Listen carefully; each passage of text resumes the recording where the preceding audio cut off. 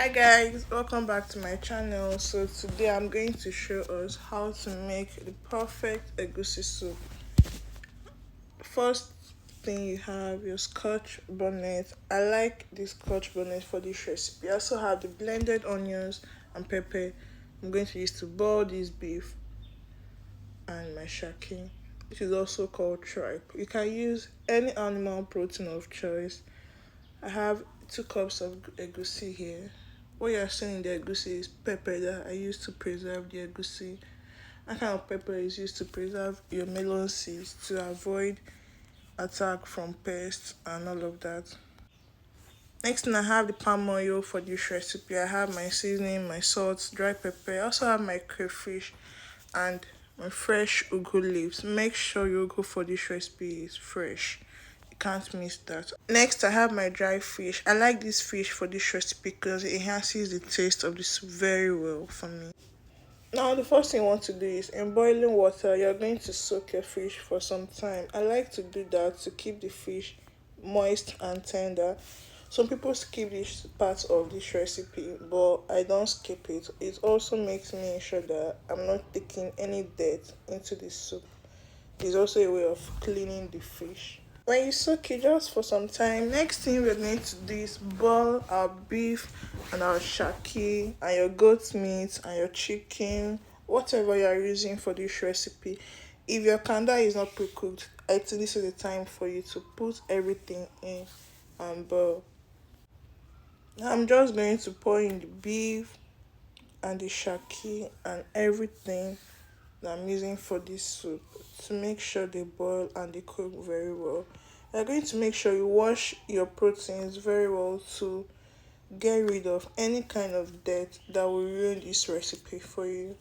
You don't like to take sand, you will not want to chew stones in this recipe. So I ensure that I wash my proteins well before I start cooking. Then I'm going to add my seasoning. As you can see, I've added my seasoning already. The next now add is my salt. You're going to be careful with your salt. You don't want your soup tasting salty. I don't like salty soup. It makes me feel, oh, this should have been better. After that, you're going to add in your sauce. You can see this is blended pepper and onion mix. Like I told you earlier, I already had this in my freezer, so I just took out a bit and I added it. As you can see, I'm washing the fish. Now it is super clean and I'm sure there is no kind of dirt that I will not want in this soup. Now we are just going to add it in for it to boil. As you can see, everything is cooking up already. So I'm simply just going to toss them in and make sure they cook perfectly. I like to cook my fish with the meat so everything cooks well and it gives me tasty fish, and the fish taste is also pronounced in the soup. Next thing, I'm going to stir that in for a bit and then cover it for you to cook. Next thing you're going to do, guys, pluck your leaves and get them ready for use in this recipe. I like my ugu fresh. I don't like ugus that are dark and soggy. Oh my god, it makes the soup boring. I don't like boring soup. So you're going to make sure you get your fresh ugu leaves and then you're going to cut them up nicely after you've washed them thrice with salt and water. Now I'm blending my egusi. I'm going to do that well for everything to come out fine. After blending your egusi, you're also going to make sure to blend your crayfish just to get everything ready as the animal proteins are boiling. Next thing, guys, you're just going to check up on the animal proteins, and as you can see, they are already cooked. We're just going to make sure to take them out carefully so we can start preparing our soup. Egusi soup is a fave for me.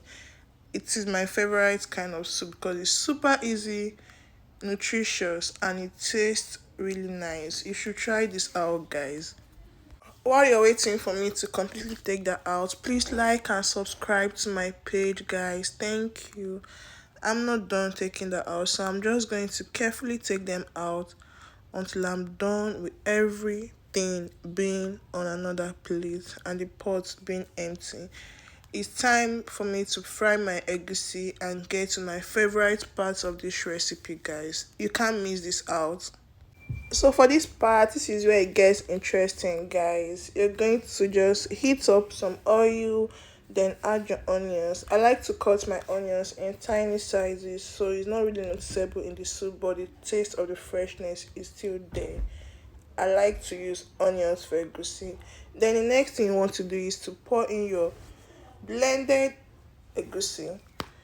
Once you're done with that, you're just going to stir it slowly until everything mixes up perfectly. This is the part where you're going to reduce your heat to the lowest level, and you're just going to keep stirring patiently to avoid lumps and to also prevent it from burning. You just keep stirring and stirring and stirring till everything is mixed perfectly, guys. You're going to keep stirring to make sure it doesn't get burnt. I'm sure you don't like burnt egusi soup, so you're just going to be patient and keep stirring this egusi for it to give us what we want. After about 3 minutes of continuous stirring, I'm going to pour in my stock, and this is the part where it gets more interesting. You're just going to pour that up and add a little bit of water if your egusi mixture is too thick. Before you add the water, you want to be sure that at the final stage of the soup making, you're not going to get watery egusi soup. So I'm just going to pour in a little bit of water into my soup because my mixture is clearly thick. Now you're just going to stir that in and make sure you have a fine solution of egusi and water. What I mean by solution is just to make sure everything mixes perfectly and the egusi and the water ratio is equal. That's just what I mean. Next thing you want to do is add in your pepper mixture. Guys, I already blended this pepper, so I did not show it in the video, so you're just going to add in.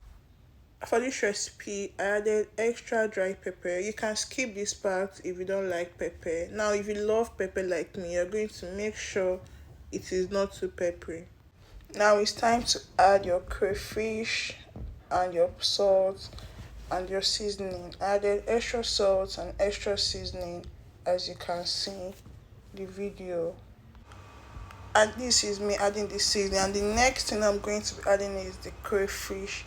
Now you're going to be generous with that crayfish. You're just going to add that and stir it in for it to cook for some time.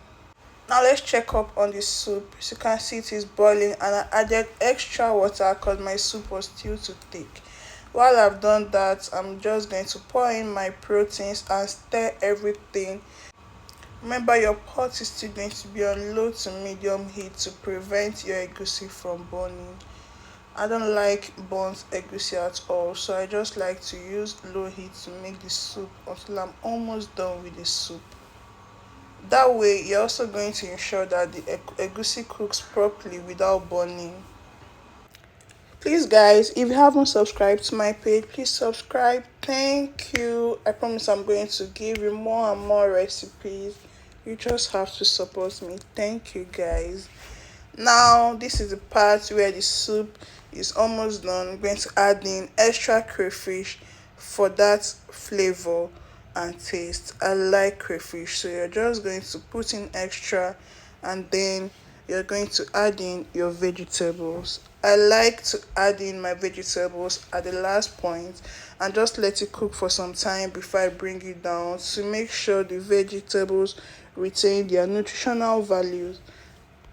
As you can see, these vegetables are really fresh, so you're just going to still let the heat be on low heat and allow it to cook for 1 or 2 minutes. I don't like to overcook my vegetables, so I'm sure that everything is retained. Please make sure to not overcook your veggies. I don't like to overcook my veggies, guys, because I like to taste that crunchiness and also like to get that vitamin C from the veggies. So overcooking kills the vitamin C, and I'm sure you don't want that from your veggies. Next thing you're going to do is just to stir that up and make sure everything gets cooperated very well. Now you can see our soup looking so nice and yummy and delicious. At this point, I've turned off the fire and I'm just going to let it simmer for some time before I serve. As you can see, guys, this soup is very easy to do and it tastes so delicious.